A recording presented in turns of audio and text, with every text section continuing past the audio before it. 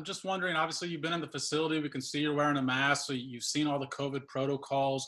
What are your general thoughts about, being back at camp through what's going on right now, and how safe do you feel? I'm not gonna lie, I feel pretty good about the situation we have here in Kansas City. I know everyone's not um, as fortunate to have the head athletic training staff and all the docs that we do here in Kansas City. I get it, but everything that we're checking all the boxes out here in KC, and it's really making us feel at home. And I know it's a league-wide protocol, so it's not just us. Everybody has to follow these guidelines, and I'm just excited to be back in the building with the guys. Let's go to Matt Mcmullen. Go ahead, Matt. Hey, Travis. Thanks for doing this, man. I have two dogs fighting. Sorry about that. Been a unique offseason, obviously. Haven't been at the facility at all in quite a while. To be back and just focusing on football with your teammates again for the first time in a while, what's your mentality like heading into this camp and this season? Yeah, it kind of feels like we're behind on the eight ball here. Just kind of play catch up right now, and it's just good to be around the guys. I mean, the meeting last night, it was long and insightful and informative, but just the small locker room talk that we got to have with some of the guys catching up with everybody, it's it makes you feel at home. It makes you feel like you're back in the building again with the guys you went out and won it with last year. So it's definitely a good feeling to be back. Let's go to Pete Sweeney. Go ahead, Pete. Hey, Travis, thanks again for taking some time. I was curious, you're entering your 8th camp here. You've been in the league now a long time. What type of things do you think that you could still work on to maybe even improve going into this year? And then other question, Blake Bell has moved on. What are some things that maybe you look for in someone who's going to be your number 2? Well, I'll start with that one first. We have a great room, and Coach Tom Melvin always gets the guys ready to go. I know he's always harping on me to sharpen the tools and get better at your strengths, but also, the weaknesses. We have to rise to the occasion. And definitely it's an all-around mentality of keep learning the offense. Coach Reed is going to do a great job of putting us in a situation to succeed, but we got to learn this offense and know it in and out, just like he teaches it. So it's definitely a fun process. But getting better is it's a year-long thing. It's a career-long thing. You can never be satisfied with where you are. Let's go to Adam Teicher. Go ahead, Adam. Hey, Travis, how you doing? Doing good, Adam. Good. Hey, what does the loss of Larry and of Damian Williams do to the offense? What kind of loss is this for you guys? Man, it hurts, man. It hurts, but at the same time, you can obviously respect both of their decisions. Love those guys. It doesn't make me feel a grudge about either one of them. I totally respect what they're doing. And you know what? I think Coach Reed, Veach, the front office is going to do an unbelievable job of trying to fill that void. And the guys that we have in this locker room can fill that void. I honestly, I truly believe that. We have an unbelievable roster, and I'm pretty excited to see how this group molds together. Let's go to Harold Kuntz. Go ahead, Harold. Hey, Travis. Hope you're doing well. I know it's been a bit, but when you see the way Arrowhead Stadium's set up, we kind of saw it yesterday, the way it was all with the locker rooms being spaced out and everything. Kind of, what is your initial reaction to how it's all going to be with this unique training camp? Because you're so used to St. Joe's, being around, active with the people, but now it's different. It's all you guys. It's enclosed and just the different spacing. What did you think of all that? And then I got to ask you about Mahomes and being number 4, if you will, in the NFL poll. Well, the NFL poll is what it is. I mean, that's it's TV land, man. I don't want to harp on what happens in TV land, but everybody has their opinions and everybody has their favorites. So it is what it is. But I think like I said earlier, the Chiefs have done an unbelievable job as an organization getting us set up here around our facilities where we're comfortable, we're familiar with it. Obviously, I love St. Joe. To everybody out there, we're going to miss you guys this year, and hopefully we can get back out next year. But for what we have to set up here in Kansas City at the 2 facilities, both the stadium and here at the practice facility, I think it's very safe environment. I feel comfortable as can be going into training camp. Let's go to Karen Kornacki. Go ahead, Karen. Hello, Travis. Hello. Just your thoughts on no preseason games. What will you guys have to do to get ready to start a season when you don't have a dress rehearsal? Well, I think it's going to be an interesting transition, especially for the young guys, the guys that haven't had quite the reps to feel out how fast the game is really going to be. But I think also that Coach Reed does an unbelievable job of getting us ready for our first game, and I think it'll have to be modified just a little bit, but I think Coach Reed, I got all the trust in the world in Coach Reed and the coaches to get all these guys ready for that week 1 opportunity against Houston. And yeah, the biggest thing I think that we're going to miss out on is defensively being able to tackle. You can try and simulate it as much as you can, but until the bullets are flying, you really don't know what a guy's going to do instinctually. And I think those are things that you definitely got to build on. And you'll see teams progress a lot further along in the season because we're kind of catching it later on in terms of that learning process. So. Go to Matt Derrick. Go ahead, Matt. Hey, Travis, hope you're doing well. Andy on Saturday had said that, it's going to be up to the players to doing the right things when you leave the building. Curious, what that means to you, and as a veteran of this team, how can you, underscore that message to the young guys? It's accountability. I mean, the guys coming in the office, they know what this team is capable of. They know what this team is capable of. I mean, it shows what we did last year. And who all we got coming back, which means we got just about every single leader that we had in this locker room outside of 2 that respectively decided to opt out. I think that we're as set and ready leadership-wise as we've ever been. And the tone has to be set, and the accountability has to be set amongst all the guys in the locker room to, what, there's a virus out here. It's not something we can play around with. It's something that we have to take serious. Guys are going home to their families. We have kids and wives and beautiful families that we have to make sure that we're all being held accountable for. So, like Coach Reed said, just making sure you're doing the right things for the guys around you. But I don't see much of a problem because a lot of that is already kind of set in the culture that Coach Reed and the leaders on this team have set. Let's go to Darren Smith. Go ahead, Darren. Travis, thank you so very much for taking the time to do this. Juan, you were instrumental in designing the Super Bowl championship rings. Do you know when you all are going to receive them, if you're going to have like a Washington Nationals type event in the unveiling of it? And then also, obviously, you see the background behind me. What are your thoughts on the Black Lives Matter, and do you support what they have going on? I support, without a doubt, everything that's going on in this social justice in this world right now.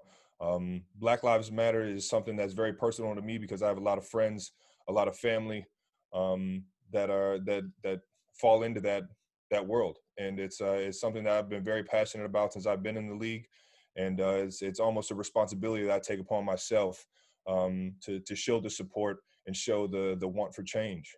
And that being said, I forget the first question you asked. I apologize. No, you're fine. I was asking about you were instrumental in the design of the Super Bowl ring. So just wondering, do you know when you all are going to receive them and what type of unveiling you're going to do for it? You know what? You could say I was instrumental in it, but they kind of just threw it on the screen, and I was like, oh, that's nice. I would like one of those. Yes.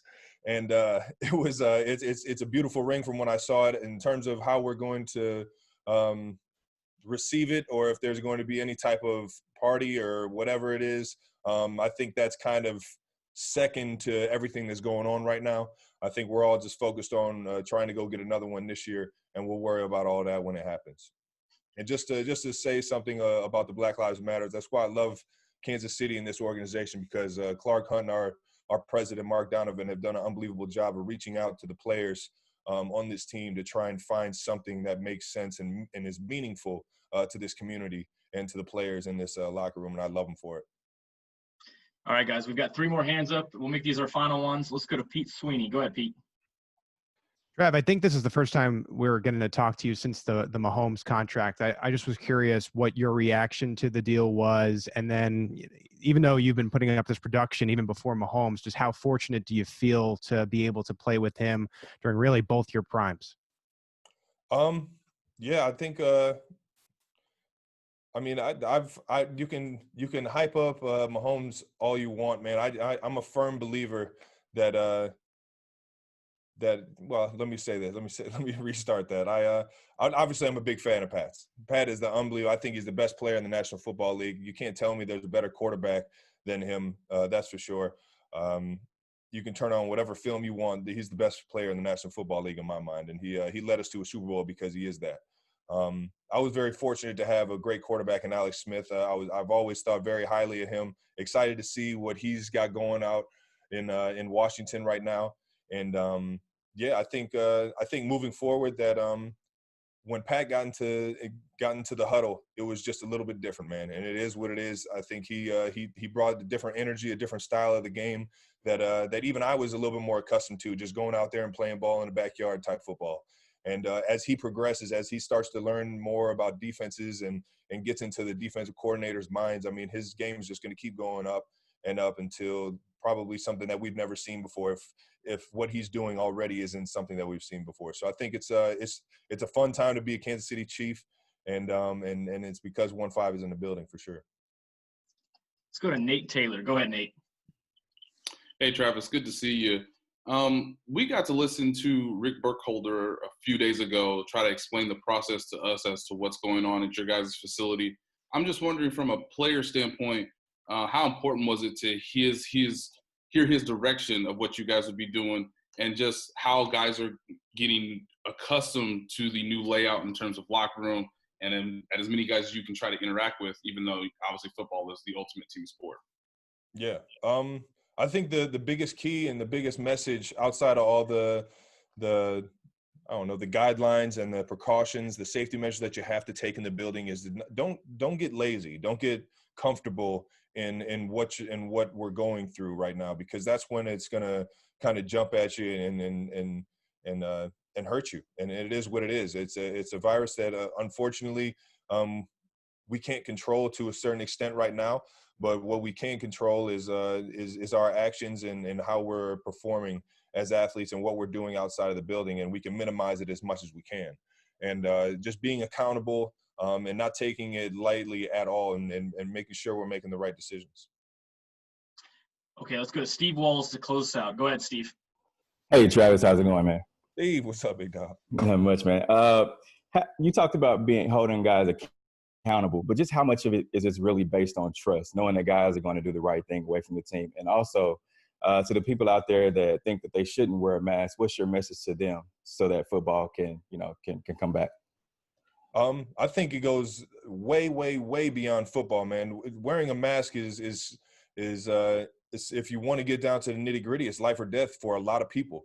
And who's to say who's safe and who's not safe, and who's able to get this disease and who's not, or how? It's such a question mark on what's going on with this virus right now, that wearing a mask is the first thing that you can do from saving somebody else from getting it, knowing that you don't know if you have it because of how it's been rapidly making its way into every single city and a lot of homes in these communities. So it's a scary time, and if you want to be, I say just wear the mask. I won't get into it too much. Just be safe about it. Wear the mask and respect the people around you, just as you would if it was your family member or if it wasn't, man. Act as if you have the virus already, and I think everybody would just be fine going from there.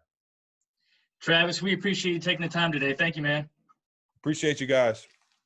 What were your thoughts when you saw that Pat was rated as the 4th best player in the NFL by the players yesterday? I couldn't believe it. I'm not that surprised. When players are voting for these things. So, and Pat has been, handling his business since he's gotten the league. So maybe he don't have that many fans in the league, but I'm sure he's motivated. I know a lot of his teammates are motivated as well. We all feel like he's not only the best player in the NFL, but one of the best teammates as well. Let's go to Sam McDowell. Go ahead, Sam. Hey, Tyrann, what's up, man? Hey. Just wondering, you've now been in the facility. You've seen all the health and safety protocols. I know you guys are in a completely different locker room. I wondered if you could just touch on just the oddity of the setup, and also I saw that you said you wouldn't blame anyone for opting out. Was this an easy decision for you to come back, or did you really have to weigh some things? Well, I love football, so it'd be hard to kind of pull me away from the game. But I'll probably say this: since being in the facility, we're kind of like in our own bubble, so to say. I feel like Rick and Chiefs, Mark, Clark, all these people have really, taken the time, and put some money into this to where they're providing us with the things we need to kind of avoid each other when we can. So I think, and then a lot of this is going to fall on us just being responsible as well. Once we leave from outside the facility, I think that's going to be the big thing, especially with younger guys.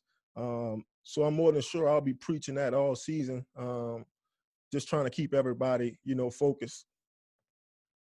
Let's go to Ruth Biggest. Go ahead, Ruth. Hi, Ty. Wanted to find out two things real quick. One, where you're at with the whole vote movement that you spoke about earlier. And then the second is you're always doing such great stuff in the community. Wonder, what you're looking at, lay of the land as we move into season.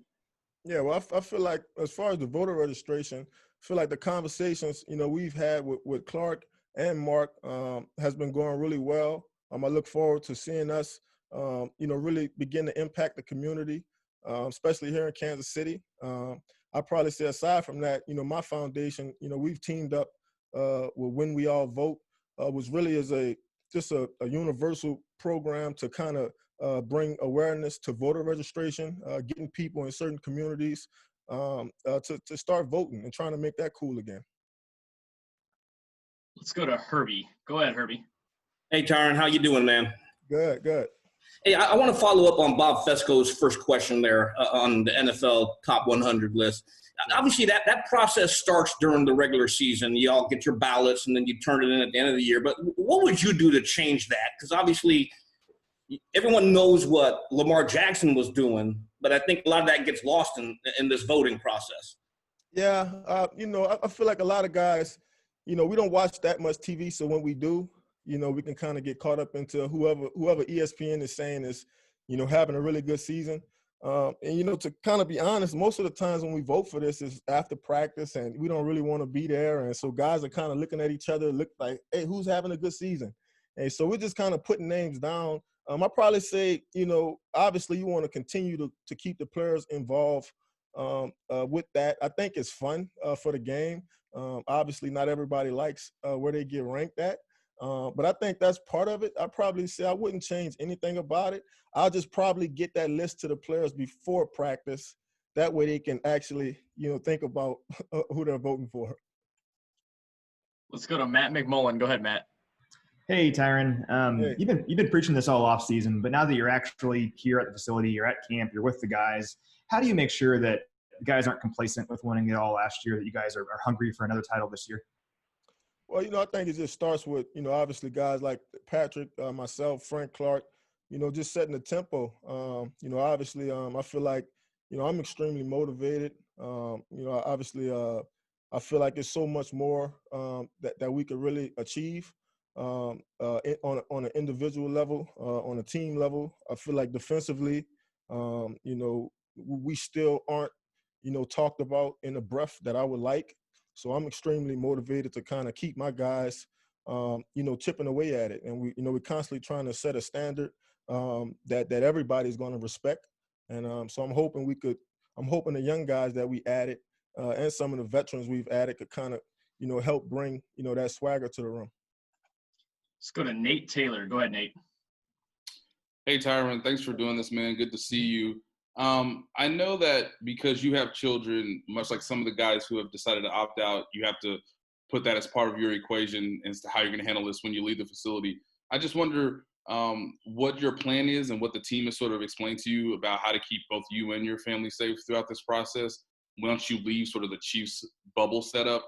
And then my second question is, because of what we saw from a facility setup yesterday, just how interesting is it, or how different and unique is it to see sort of the defensive meeting room in the stadium where you guys have to be spread out, but it might be one of the few times you guys can congregate in some manner during this pandemic? Yeah, I think the most important thing, especially once we leave the building is just prioritizing, understanding, what's our responsibility, not only to ourselves and to our families, but to our teammates. So, obviously you want to, if you have a job and you have the opportunity to go make your money, then you should go do that. But you should go straight home afterwards. You really shouldn't, leave your home, especially without a mask. You definitely shouldn't leave your home to go, congregate with, lots of people. So I probably say that's the biggest emphasis is to, let's just focus on football. Let's just focus on our families, and let's try our best to kind of limit, the access, we have to other people. I'll probably say this, going into the facility, especially the stadium, the meeting rooms yesterday, I feel like everything is where it's supposed to be. I feel comfortable. Feel like there's enough space.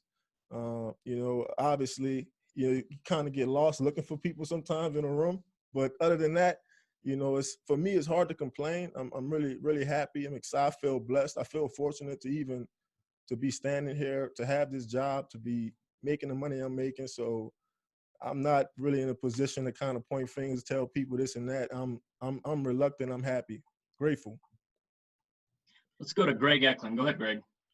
Hey, Tyrann, how you doing? I wanted to ask you because before you came to Kansas City, you were with Houston, and everything in the opener, that's the target. Houston is the opener.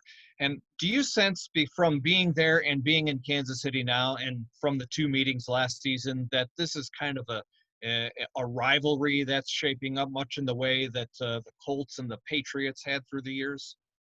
Well, yeah, for sure. I spent the season with, Deshaun Watson, and, I feel like, being with Patrick last season, both of those guys are pretty similar into what they bring to their team. Obviously both of them are the franchise guys, and both of them are highly competitive. They come in the building with the right spirit, the right attitude. They work the right way. And obviously they have the talent to lead a football club. And I think anytime you have two guys like that in that position, in the same conference, it's going to be special, especially once you talk about getting into playoff football and championship football. I wouldn't mind playing against Deshaun Watson in big games. Feel like he's one of those players that brings it out of you. He makes you prepare the right way, and I'm sure Patrick does that as well for a lot of people. Let's go to Pete Sweeney. Go ahead, Pete. Hey, thanks, Darren, for taking some time with us. I just have 2 quick ones. First, going back to the NFL Top 100, even in the All-Pro list, you ended up taking what was a 4-year break. And I just was wondering, do you think that there was anything different that happened with you last year that led to this elite level of play, like something that you could zone in on? And then my second one was, what are your expectations for Juan Thornhill, who's your running mate now, in his return this year? Yeah, I'm not sure.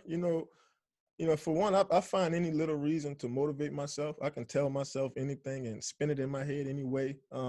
So, I don't really care too much about the top 100 unless I make myself care. I'm highly motivated to prove to everybody that I'm one of the best, players in this game. And I still have that motivation. I'll probably say my hope for Juan is that, obviously he take it easy. He don't put any, extra stress on himself. Obviously, he plays for a good football team, and I think we have the ability to play late into the season. I think him being a young guy, I think the most important thing for him is his health. So as long as he could kind of keep that in front of him, being anxious to play, I think he'll make the right decisions. I feel like Rick and his staff they're pretty transparent. They're probably the best in the business when you talk about coming back from injuries and whatnot. So I know he'll be ready to roll, but obviously you don't want him to feel like he has to put too much pressure on himself early on. All right, guys, I know we've still got a lot of hands up. We're going to do a few more. Let's go to Breland. Go ahead, Breland. Tyrann, you kind of touched on it on Twitter already about the NFL and NFLPA agreeing to limit player activity outside of work. How does this affect your team bonding and building that team chemistry? Because I know that's so vital for you guys. Yeah, it's going to be tough, especially last season. I used to try to have the guys over every week, just watch football, kind of interact, get to know each other outside the game. I just feel like that's so fundamental into, playing hard for the person next to you. So obviously I feel like we're going to have to find some ways to, maybe we'll get in groups of 5 and space out, you know. I don't know, but I mean, I feel like that was something that really brought us close together, especially as the season went along. And obviously, it'll be a big adjustment. It'll be a big transition not having that. We just have to find other ways to kind of get it out of each other. All right, we're gonna go to Steve, and then we're gonna go to Adam to close it out. Go ahead, Steve. Hey, Tyrann, how's it going? Hey, good. Hey, you're always giving back to the various communities, whether it's Kansas City or your home state in Louisiana. During this pandemic, you've been virtually mentoring at-risk youth to curb the violence in Louisiana. Can you speak about that and how that partnership came about? Yeah, it's been that has actually been pretty cool, man, to partner with the Truce program, who already does a lot of work in the inner cities in Louisiana, especially with violent kids that, you know, have behavioral issues. And so for me, it's just me being an outlet for them. And I was grateful for the opportunity to partner with Truce. A lot of these kids, they know me. And for them, they've been able to kind of see my whole life kind of grow up right in front of their eyes. So they know that it's possible. And I think for me, it's just about, you know, sharing my experiences with them. I come from the same place as them. I've made some of the same mistakes they made.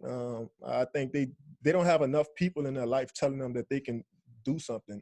And I think, you know, I just want to be one of those people. So I'm looking forward to continuing to have that program and also getting more kids to register us and join. Okay, go ahead, Adam. Close us out.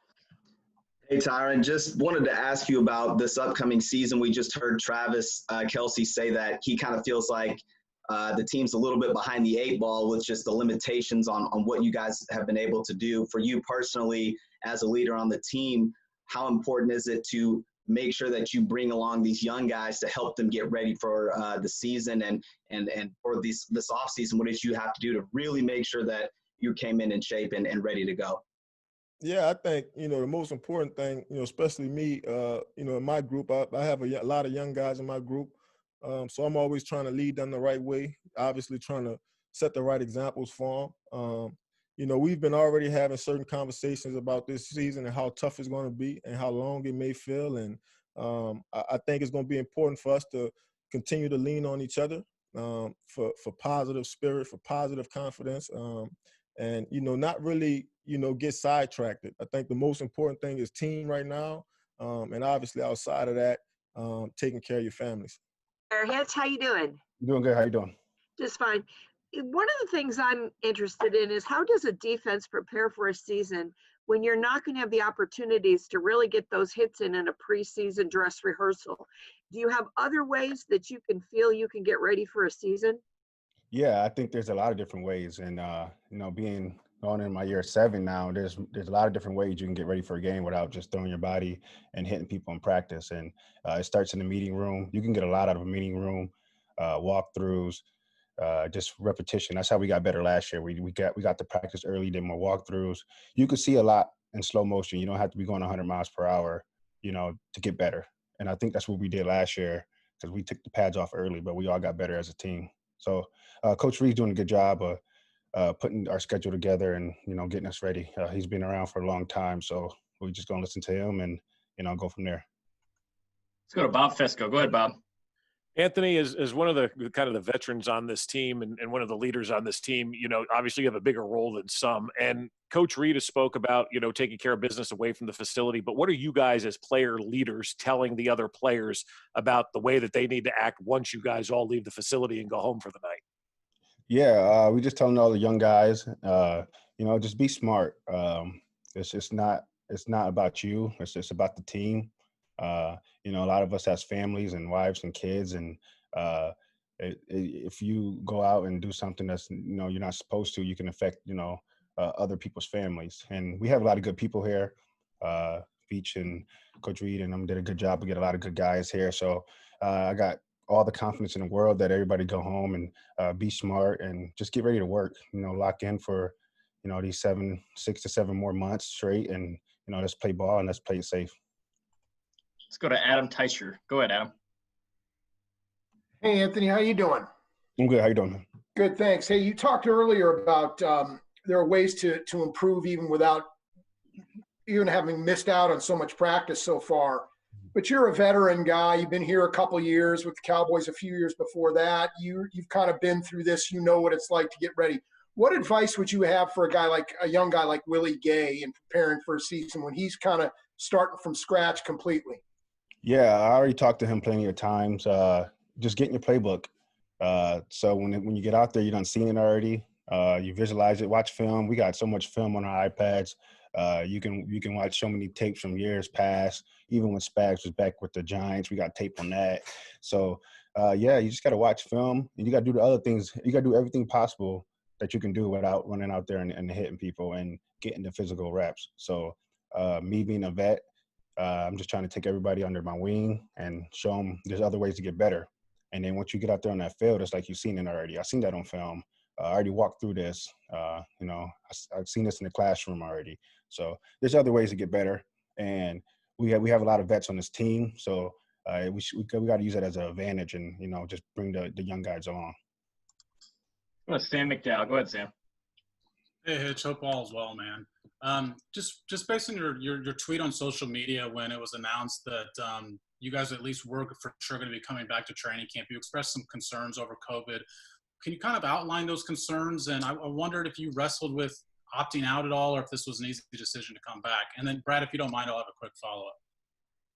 Yeah, just like everybody else, we just wanted to be safe. I have a 14-month-year-old at home. I have a wife, and I just wanted to be safe. And I feel like Rick and the staff did an amazing job. Our facility, spacing everybody out, the meetings, different spots at different times, our masks, all types of stuff. So I just wanted to be safe, just like everybody else. And it's not just me. I just happened to, speak my mind at the time. I just wanted to be safe, and I think we're doing what's best, for the Chiefs and for the NFL and for everybody's families. And no, I never thought about opting out. I just wanted to be safe. You got my follow-up in there too. Appreciate it. Mm-hmm. Let's go to Nate Taylor. Go ahead, Nate. Hey, Anthony. Football is obviously, a team sport. You guys have, a little bit more challenges from a people number count more so than other sports that are, obviously restarting. I just wonder for you, because you've been at home for much of this offseason, you haven't seen the guys. Obviously, we haven't gone through a usual offseason. Just what was the feeling in the atmosphere once guys got back together in the facility and they were obviously you guys are going to encounter together your new reality? Just what is the chemistry and the camaraderie been like seeing guys now after just doing so many Zoom OTAs over the summer? Yeah, it's a good feeling. Seeing everybody there, everyone's smiling. We can't get too close, so we high five in the air and dap in the air and stuff like that. And we just trying to be responsible on that end. But it's a good feeling getting everybody back in the same building. We're using the stadium right now. We're spaced out, but just to have everybody in one building and going through meetings tonight, we got more meetings, and just to get it going. Just putting our foot in the door. It's an amazing feeling. It's feel like it's been so long, and I'm just ready to get rolling in the safest way possible. Let's go to Harold Kuntz. Go ahead, Harold. Hey, Anthony, kind of following along what Sam asked earlier, you did mention the fact that you have a child and a wife that you want to keep safe, but around this area, a lot of kids are trying to get back to school. What are your kind of thoughts and opinions on kids going back to school? Do you feel like it could be safe? Because not everybody has the advantages that you have as professional football players and the facilities that you have at Arrowhead. So just kind of overall, what's your thought on that process? Yeah, I really don't know. I don't know the size of the schools and stuff around here, and I feel like it can be done.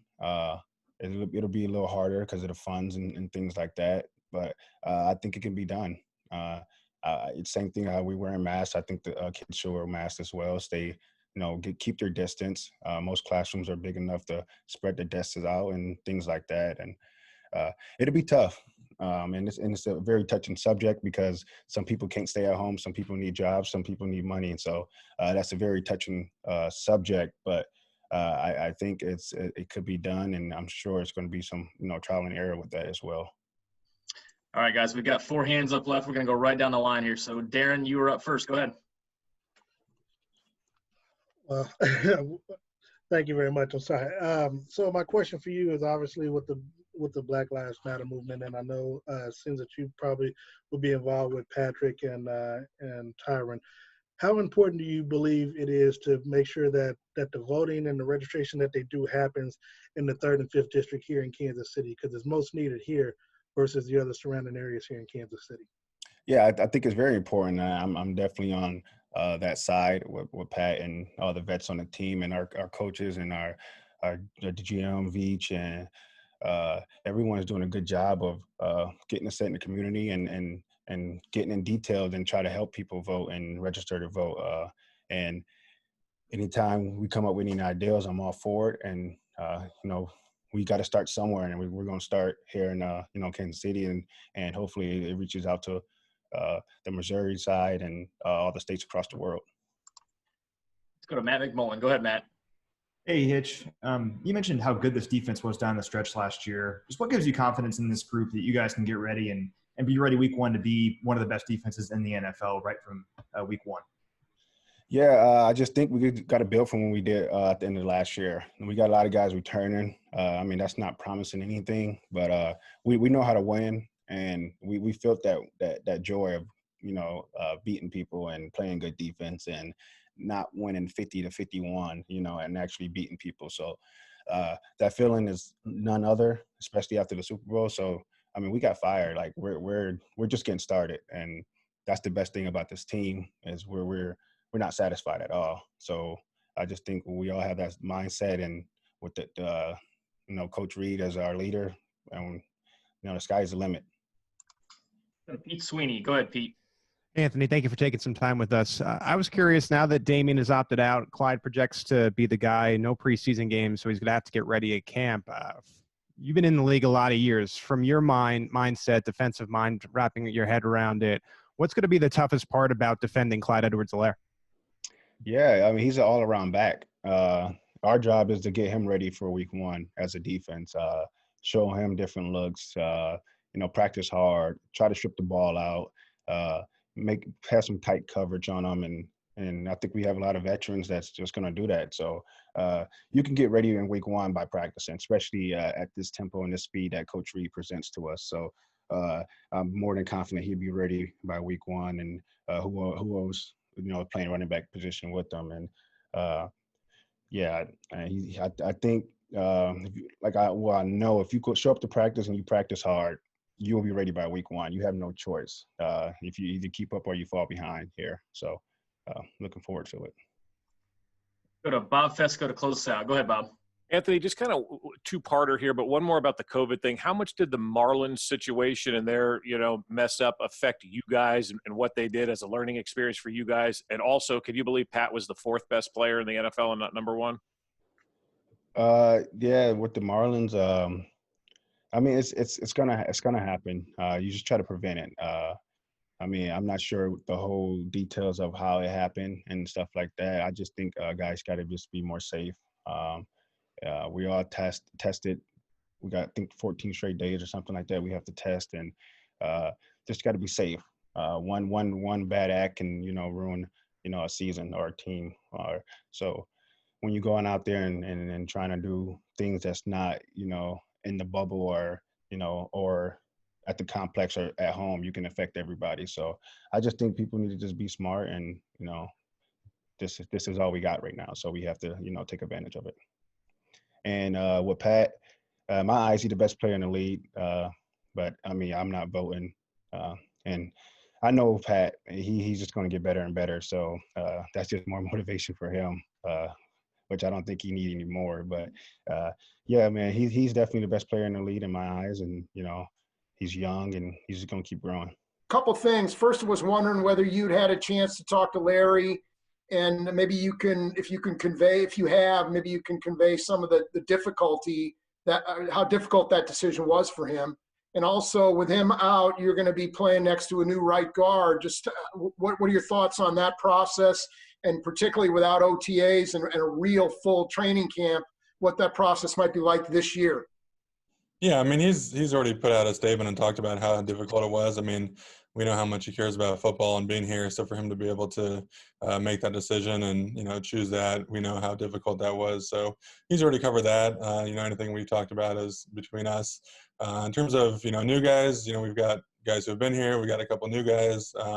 That's something that, I think Coach Heck has always been, extremely good with in terms of moving people around and making sure that throughout training camp and, throughout the practice times, he's cross-training as many people as possible so that when you inevitably do have guys get hurt or things happen, you're not playing next to someone that you never played next to before. So even if it's, drill to drill, guys, doesn't really matter where you line up. You just kind of get a feel for who's next to you. So we got a lot of really good players. I mean, I think our offensive line is going to be awesome this year. And it's just nice to, kind of get back into the normal swing of things. Let's go to Matt Derrick. Go ahead, Matt. Hey, Mitch. Hope you're doing well. Coach Reed on Saturday talked about just the fact that the personal responsibility that players have once they leave the facility is just going to be just as important. Curious, as a veteran on this team, what have you and guys like Patrick has been the message to the younger players as far as what they've got to do when they're not there in the building?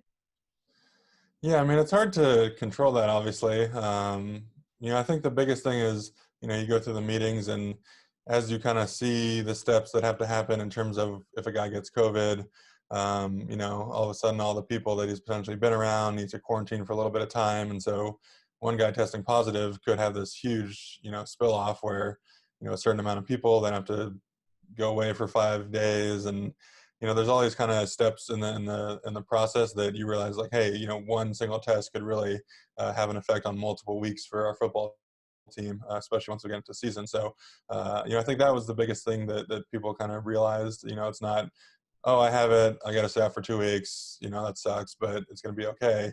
It's, oh, I have it, these other people could be affected. And now it's kind of this debilitating thing that, we see with the Marlins, a couple guys get it and then the whole team gets it. So I think we all, realize how important it is. It's obviously going to take a lot of, self-discipline to make sure we're doing our thing away from the building. Because, in the building, it's honestly easier than anything else. You see signs everywhere. Everyone else is wearing masks. There's disinfectant everywhere. These guys have done such a great job of setting us up for success here. It's going to take that kind of discipline away from the building. Let's go to Pete Sweeney. Go ahead, Pete. Hey, Mitch, thanks for taking some time. Joey Bosa just signed a contract extension. This is one of your rivals each and every year. I see him twice a year. I was just curious, him in particular, what makes him unique and what goes into your preparation when it does come time for Bosa week?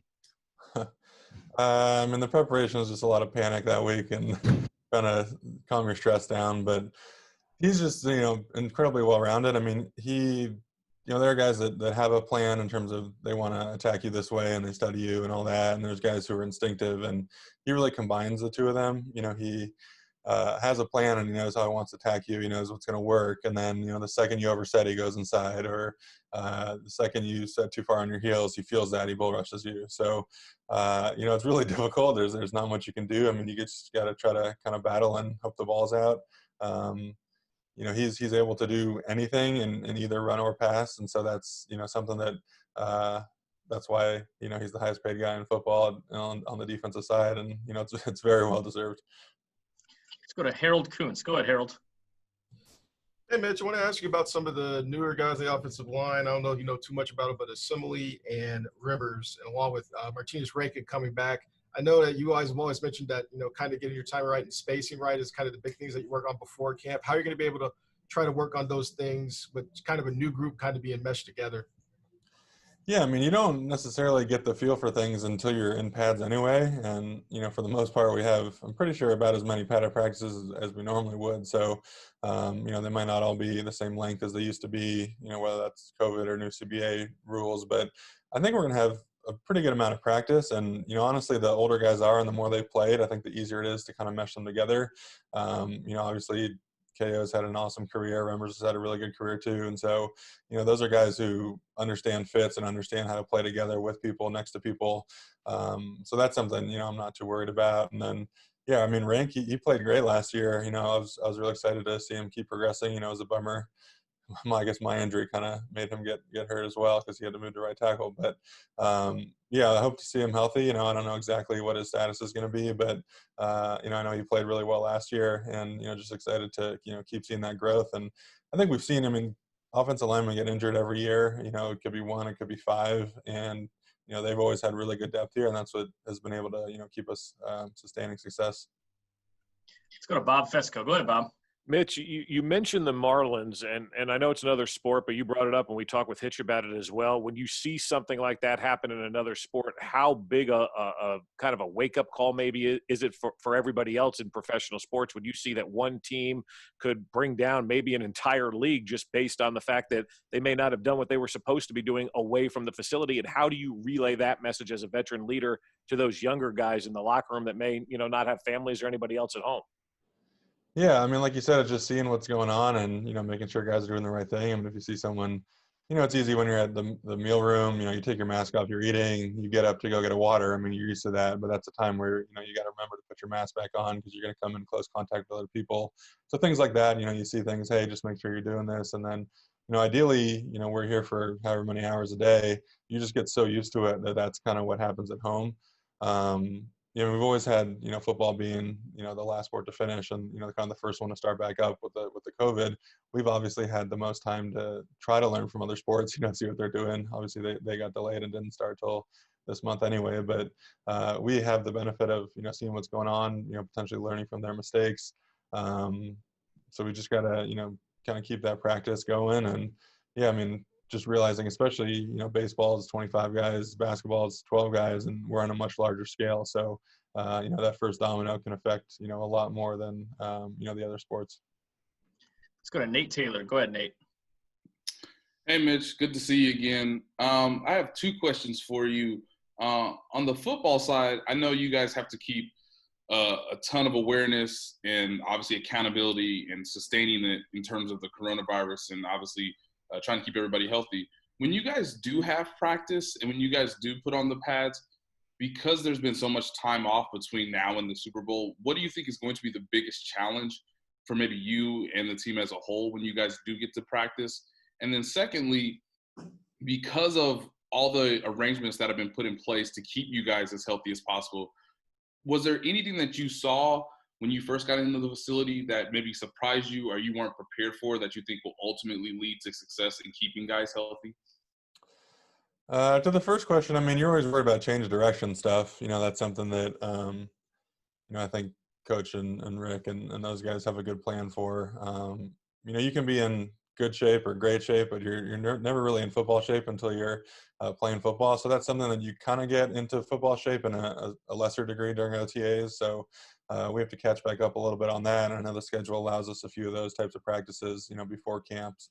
And I think pretty sure like the first padded practice is only an hour and a half. And then there's like a 15-minute kind of ramp period. So, typically you'd show up, you'd run a conditioning test, you'd have two, kind of lighter practices, and then you'd be potentially in like a 3-hour padded practice. And, now we've got 2.5 weeks until we practice or whatever it is. And then that first practice is only an hour and a half. So I think the ramp up is going to be, a really good thing for us. And, I know Rick's always, kind of cutting edge in terms of the science and knowing what we need. To the other question, I mean, when you go in the locker room and you see all the, the glass, spacers, I think that's probably the biggest thing that, hits you. We've had the lockers have to be spread out and all this, but then you actually literally see all these glass dividers, and it's going to be kind of funny to see people try to change and maneuver in them because for the big guys, it's not the most space in the world. But I think, that, again, that's kind of just the stark reminder that's going to be there every day of, how important it is and how important, physical space is. All right, guys, we've got two hands up. Let's go to Amanda, and then we'll close it out with Bob. Go ahead, Amanda. Yeah, I was just wondering what it's been like for you to see Alex Smith make his comeback. And, I mean, he was a former teammate of yours, so what's it just been like to see him come back in Washington? Yeah, it's pretty incredible. I mean, I don't really like watching injury stuff, so I wasn't really able to watch the E60 thing because I don't, like seeing visuals like that. And so, it's really impressive that he's gotten all the way back. And, I don't know exactly. I think originally it was reported he was all the way back. He's on PUP. I'm not sure what the official status is, but the fact that he's back to this point and, potentially going to be ready to play an NFL season is obviously incredible. I mean, we all know the kind of worker he is and the kind of guy he is. I mean, the past couple of years, we've heard Pat talk about that and how much, his career has been shaped by Alex. So it doesn't really surprise any of us that, he's gotten himself back to this point. And, when he puts something in his head and he wants to challenge himself, we've seen it time and time again, he's going to do it. I mean, that last season here, he was the best downfield passer in the NFL, according to the stats. And that was, the thing that everyone kind of bashed him for. So he put that in his head. He made it happen. So it's definitely not a surprise. And it's, obviously really great to see him and that he's healthy enough to be able to play football again. Let's go to Bob Fesco to close this out. Go ahead, Bob. Mitch, you jokingly, or maybe not jokingly, said panic for Bosa week. What do you think the feeling is in the other locker rooms when they have to prepare for Mahomes week? I would imagine pretty similar. There's talking about another guy that knows what to do on the script and also can just freelance off script. It's nice having him on our side, that's for sure. Just incredible. I mean, obviously the contract is more than justified, and it's exciting to know that he's going to be here for forever. And obviously the Royals ownership stake, and I think it just keeps cementing himself into the city. I mean, there's a pretty special connection between him and the city. Just being, I think when I first got here, I mean, someone said the last homegrown Chiefs quarterback to win X number of games or win a playoff game or something had been over 30 years. And so Kansas City drafted Pat. He's the guy. He's homegrown, best quarterback in the NFL. All those things. Hopefully he's got 15 or 20 years left. So it's gonna be really fun to see. And I'll be long gone by the time he's in his late 30s. But I'll be rooting him on.